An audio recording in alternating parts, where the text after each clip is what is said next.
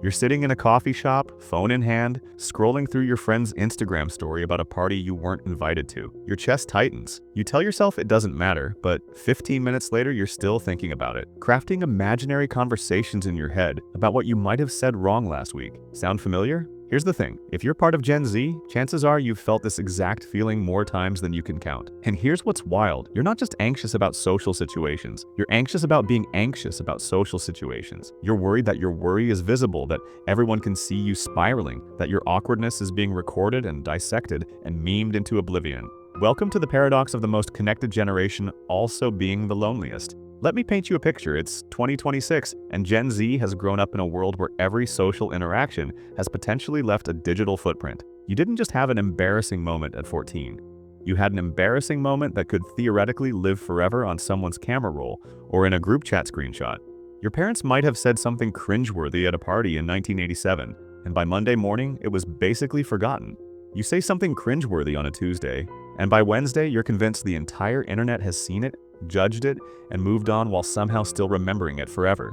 This is the environment your brain has been marinating in since you were old enough to understand what a like button meant. Now, psychologists have a term for what's happening here. It's called the imaginary audience effect, and it was first described by David Elkind back in 1967. The idea is simple. Adolescents tend to believe they're constantly being watched and evaluated by others, that everyone is paying as much attention to them as they are to themselves. But here's where Gen Z's experience diverges from every generation before. For you, the audience isn't imaginary. It's very, very real.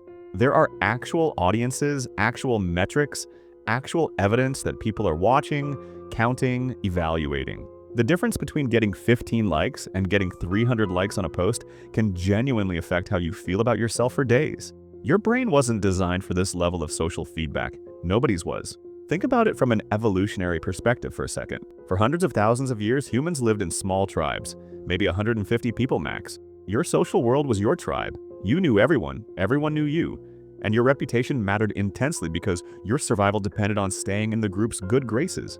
Your brain developed exquisite sensitivity to social rejection because being cast out of the tribe could literally mean death.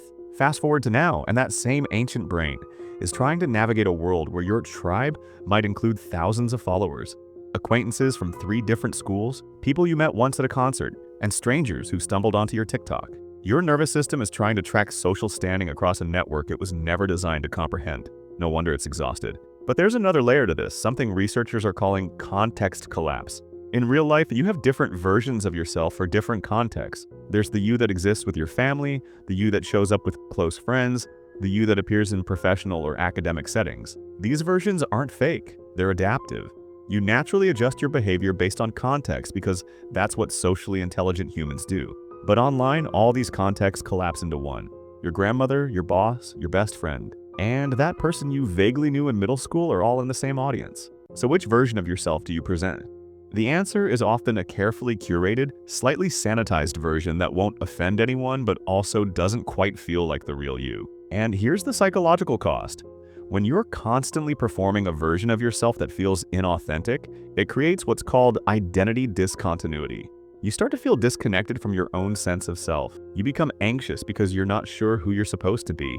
There's a study from 2023 out of the University of Cambridge that found Gen Z reports significantly higher rates of social anxiety compared to millennials at the same age, and the correlation was strongest among those who spent more than 3 hours daily on social media. But before you think this is just another phone's bad lecture, let me complicate that narrative. The same study found that online communities actually reduced feelings of isolation for LGBTQ plus youth, neurodiverse individuals, and others who felt marginalized in their physical environments.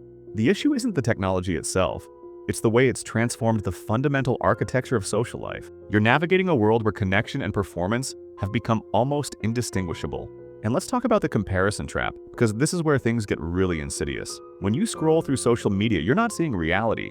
You're seeing everyone's highlight reel, their best angles, their wittiest captions, their most enviable moments. Psychologists call this upward social comparison, and it's poison for your mental health. Your brain takes these curated glimpses and uses them as benchmarks for your own life, which exists in full resolution with all the boring parts, the failures, the days when you don't leave your room. The comparison is fundamentally unfair, but your brain doesn't know that. It just knows that everyone else seems to be thriving while you're struggling to figure out what to text back without sounding weird. Here's something that might surprise you though.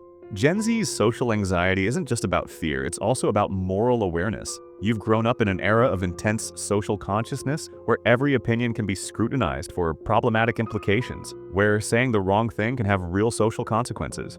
This has made you incredibly thoughtful about language, power, inclusion, and harm in ways that previous generations simply weren't. But it's also created a minefield of potential mistakes. You're anxious not just about being liked, but about being good, being right, being on the correct side of every issue. The cognitive load is enormous. You're running constant ethical calculations in real time, trying to be authentic while also being responsible, expressive while also being sensitive.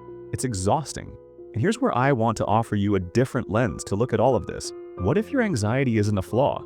What if it's actually evidence of incredible sensitivity, adaptability, and intelligence? Your brain is responding rationally to an environment that is genuinely overwhelming. You're experiencing the growing pains of a species trying to evolve faster than biology allows, navigating social structures that didn't exist 15 years ago with neural hardware that hasn't changed in 50,000 years. The fact that you feel anxious doesn't mean you're broken.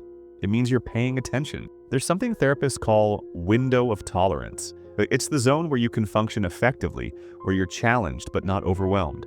For Gen Z, the modern social environment keeps pushing you outside that window. Too much stimulation, too many demands, too much performance pressure. When you're constantly operating outside your window of tolerance, your nervous system stays in threat mode. Your amygdala, that ancient alarm system in your brain, keeps firing, telling you that something is wrong, that you're in danger. And in a way, it's not entirely wrong. The danger isn't physical, but it's real. The threat of humiliation, rejection, misunderstanding, these activate the same neural pathways as physical threats. So what do you do with all this? First, recognize that opting out occasionally isn't weakness, it's wisdom. Your brain needs breaks from performance, from surveillance, from the constant hum of social evaluation.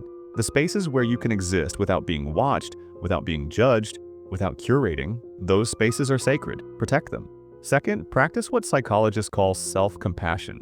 When you notice yourself spiraling into anxiety about a social interaction, try talking to yourself the way you'd talk to a friend. You'd never tell a friend they're pathetic for feeling nervous or overthinking a conversation. Extend yourself that same kindness. And third, remember that everyone else is mostly thinking about themselves. That embarrassing thing you said, they've probably already forgotten it because they're too busy worrying about their own embarrassing thing. The truth is, you're part of a generation that's being forced to pioneer new forms of human connection without a roadmap. You're figuring out how to be authentic in an age of performance, how to be vulnerable in an age of surveillance, how to be yourself when the self is constantly being constructed and deconstructed across multiple platforms. It's hard. It's supposed to be hard, and your anxiety is part of how you're processing that difficulty. But here's what I want you to remember. Beneath all the noise, beneath all the metrics and the performances and the carefully crafted personas, you're still just a human being trying to connect with other human beings. That fundamental need hasn't changed. The tools have changed, the environment has changed, but the longing to be seen, to be understood, to belong, that's as old as humanity itself. Your anxiety is a signal that you care about connection. Don't let it convince you that you're not worthy of it. So the next time you feel that familiar tightness in your chest, that spiral of overthinking, take a breath. Recognize it for what it is, your beautiful, sensitive, adaptive brain, trying its best to navigate an unprecedented world. You're doing better than you think, and you're not alone in feeling alone. If that resonates, drop a comment, share your experience.